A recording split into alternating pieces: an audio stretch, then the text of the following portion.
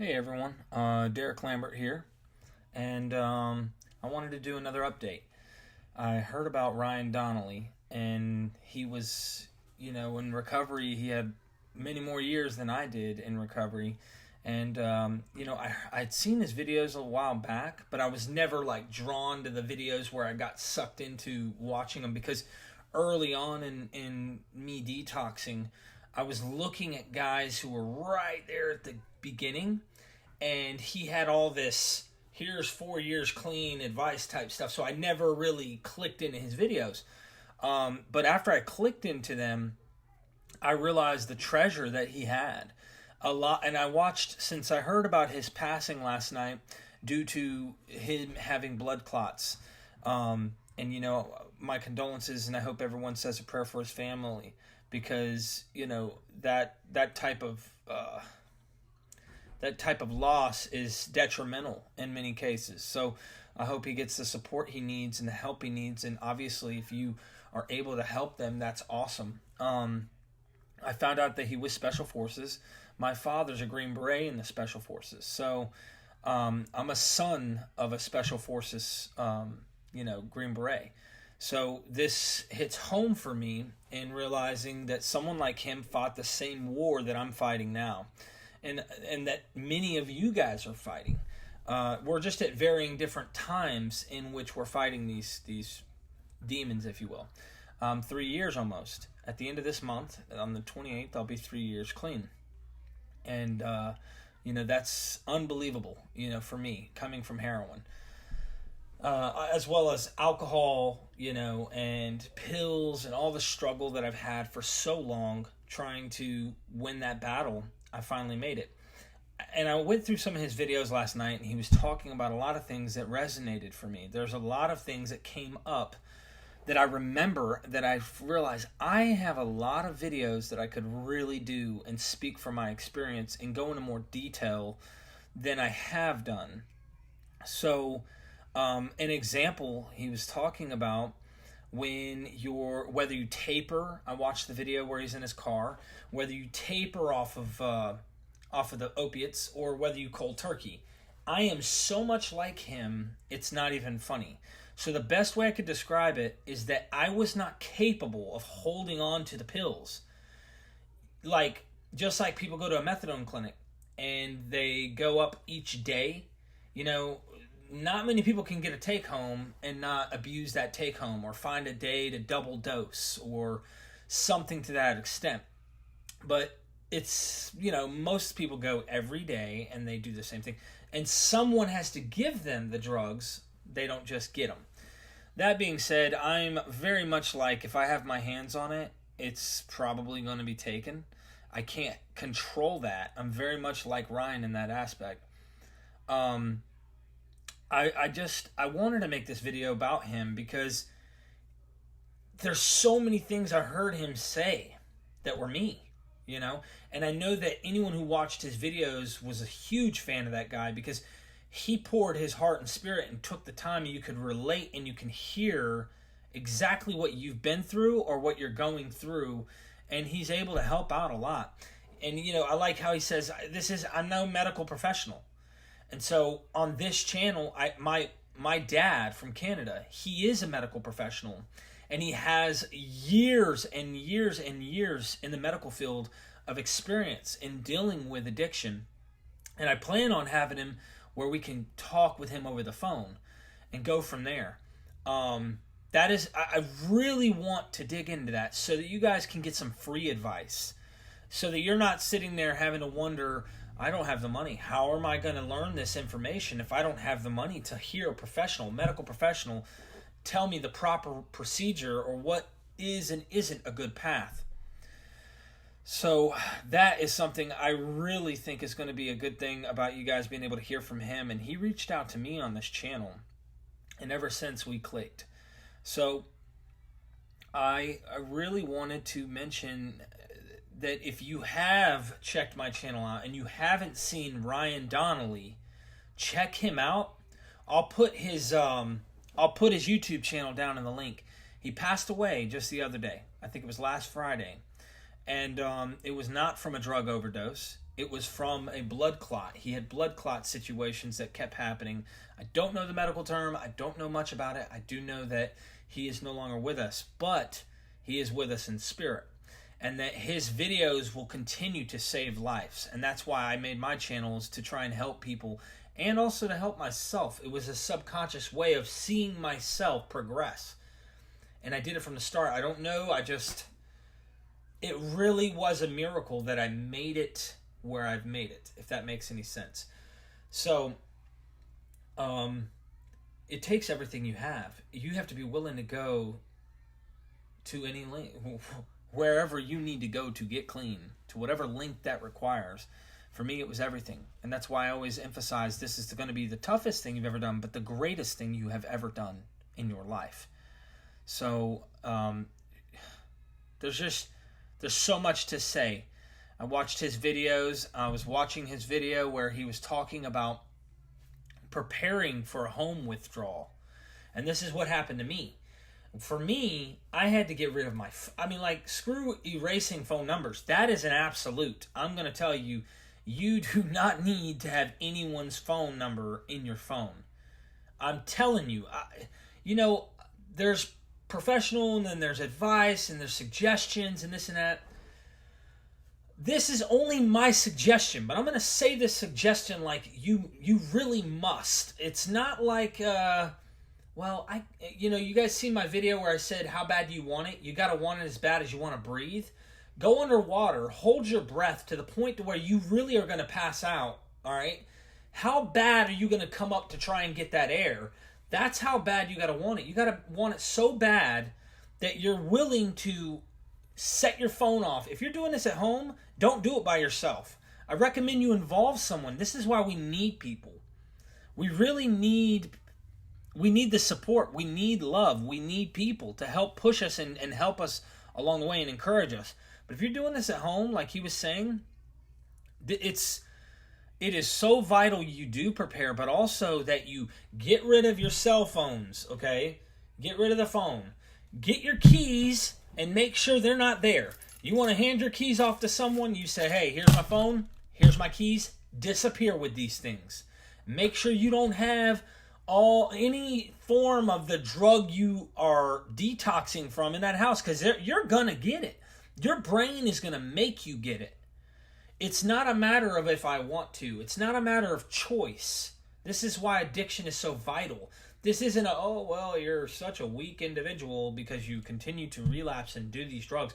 They don't understand how the mind works. They don't understand that. And you'll hear that from a medical professional, and he'll explain to you how he goes to court in Canada and has gone on behalf of people like us, showing and suggesting and showing the science to the cops, to the judges, to the lawyers, proving scientifically that this is not the case. This is not just a bad person wanting to keep repeating bad actions. This is a sick person. And the wiring of the brain has changed. There's some things that definitely take place that someone goes, well, they shouldn't have started to begin with. Well, you're right. But also, it's not just a matter of choice sometimes. This is environment. Where do you come from? What kind of environment are you raised in? What kind of genetics do you have? There's a lot of factors that play into role on drug addicts. So I'm jumping around. I'm just touching base because Ryan Donnelly will be remembered by me. And I hope he will be remembered by you guys. And watch his videos. You will relate. You will see. It will make you inspired to want to make videos because someone else may need to hear something that you know or you experienced that they can't relate with Ryan or myself with, and they need to hear from you because you might have that key and you might save one person's life. That's all you need to do, and you have done your job.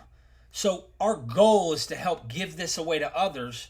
We have media. This is a platform. This is a platform bigger than, 5 people sitting around a table saying, hi, my name's Derek, and I'm an alcoholic drug addict. And this is my story. That's good, but this is bigger. It's like this media is spreading. I get thousands and thousands of people who see these videos. My day 7 video, I didn't plan this stuff, guys. This literally worked its way out the way it is. And I'm so glad it did. I'm glad I didn't make this like my mentality changed as I got clean. Day 5, you can kind of see where I was in that funk. I was in that like, yeah, bro, I was doing the drugs. Day 7, I was starting to come up. The light was shining. The grass was growing. Everything was starting to appear to get better. I had my moments, but it was so much better than what I was. And I had a cup of coffee and I said, I can do this. I can make this. I can go all the way. And I believed in myself, and I continued. And that higher power, that higher consciousness in my mind that I began to grab a hold of and grabbed a hold of stronger and more, that is what drove me to continue. And I gave this thing away to people. And from the get-go, when I uploaded that day 31, and I saw people react, and I saw people saying, you got this, that also pushed me to go. I went to meetings. I went and I reached out to people. I got a sponsor. I was doing all 12 steps. I went through the 12 steps fearlessly this time. I had done the steps before, but I had relapsed after a couple years and started drinking. See, I'm an alcoholic. I'm not like some people who can drink. I can't. And guys, this thing will never end. So, till we are in the grave. And this is why I said on another video that he won. Ryan won the battle. He won the battle. Why did he win the battle? Because he never has to fight this beast again that we go through. He never has to experience this anymore. He's in a better place. He's at peace. You know, he won't have to worry about that anymore. And I just hope his family is okay. You know, that's the biggest concern, because he is okay. And we know he's okay. That's what matters from this point, at this immediate moment, is that we know that his family's okay. Because he's in a good place, guys, gals. So I suggest that we give our all. That's all we can do. All we can do is do our best.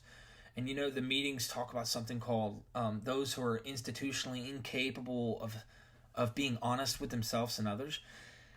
To me, that's true for some. And I pray that it's not for Kurt, because Kurt's honesty is what's going to save him. It's what saved me, and you guys have heard me over and over mention honesty. Because if you can at least admit, if you can at least be true to yourself and say, yeah, I'm jacked up and I need help. So you can admit I'm jacked up. People do that all the time. People who aren't even doing drugs, they're pessimistic, but they're like, I'm screwed up. They'll admit their failures. But where's the commitment on being willing? Okay, so you have the honesty. You know you need help. But are you willing to get help? Are you willing to try? Are you willing to try? And as you try, you may not try it hard at first. I didn't try it first. I didn't want to get clean as much as I wanted to keep using. See, that's the tricky part with me. People go, oh, you just hit your bottom and you went and you were good and you got clean. Oh, I was at a bottom. I was at the bottom. I could have probably gone further down. And I was resistant on wanting to get clean. But something happened. As I just gave enough effort to try, and my eyes started to open, and my mind began to clear the fog. I was coming out of the nightmare, as Ryan calls it. That dream where you remember, you're like, this was a dream, and I had no control over this dream. It was a nightmare. And as I started to wake up, and I had some weird things happen, some weird coincidences, things started to make sense. And I said, inside myself, I called that thing inside myself God. I'm not religious, okay? But I called it God, and I said, if you're going to want me to get clean, if you want me to get clean, you have to help me. I can't do it. I have to have your strength. There's no way I can do this by myself. I need your help. And I meant it, and something inside me reminded me. Something in me. It was my higher conscious. It was my higher power. It was what I like to call God. And it helped me, and it continues to help me to this day. And when I first started, I didn't want to get clean as much as I wanted to keep using. But there was something in me like, I have to get these people off my back. I have to get my mom off my back. I have to get my wife back in my good. I wasn't living with my wife. She kicked me out. She couldn't deal with me. So I go to her house, and as I started getting, I was ready to call a dope dealer. I was trying to get Percocets for my wife. I was trying to get, all these things. And in the process of getting clean, I began to realize I might can do this. I might can do this. If you help me, I might can do this. And each day, I had my moments. I almost quit so many times early on because in your head, it's so hard. But I made it. I kept breathing. I gotta make it. And I mean, that's how serious this is. If you want this, you have to get help. Someone's got to help you. You have to try. You have to keep pushing, because after that nightmare that never seems like it's ever going to end at the beginning, after that nightmare, it gets so much better. I'm talking unbelievable better. Almost like you're a baby all over again. Life is brand new. Those feelings, those memories, those smells, everything comes back. It is heaven. It is heaven. And yes, there are moments of treachery and horrible things that happen because of the crap we did while we were out running. But compared to the way it was when you were using, you can't compare it. And this is why I went to meetings, because I went to meetings and I heard other people talk about life after they got clean, life after they got sober from alcohol. And they talked about it sucked, it was hard, it was this and that. But why did they stay clean if it sucked so bad? Why did they stay sober? There was experiences. There were things that were deeper than the physical, materialistic things that go wrong in our lives. Oh, I can't pay this bill. I'm going to lose my house. My wife's leaving me. This and that. Something inside of them was so much better than what it was before. So everybody, I know this is a long video. I'm kind of just letting you guys feel me here for a minute, because Ryan's memory and legend is going to live on. And so will everyone out here's. As we pursue trying to help this world. It's an epidemic out here. It's a beast. We are not bad people. We're sick people who've done bad things. To be continued when I get my pops on here to talk about recovery. Caleb, I love you, Pops. We're going to do this. We're going to help people. Share this video. Check out my description. Obviously, you have ways to donate and support. There's people who reached out. Hit me up on Facebook, Instagram. I am trying to be able to communicate with people. I'm not always able to see the comments on my YouTube video because there's so many. But on Facebook, you hit me up. I will try my best and I'll reach back. And I will at least try to communicate the best I can. So I love everybody. And I hope you guys are willing to go to any length as well and be honest. All right, y'all. Till next time, subscribe to this channel. Later.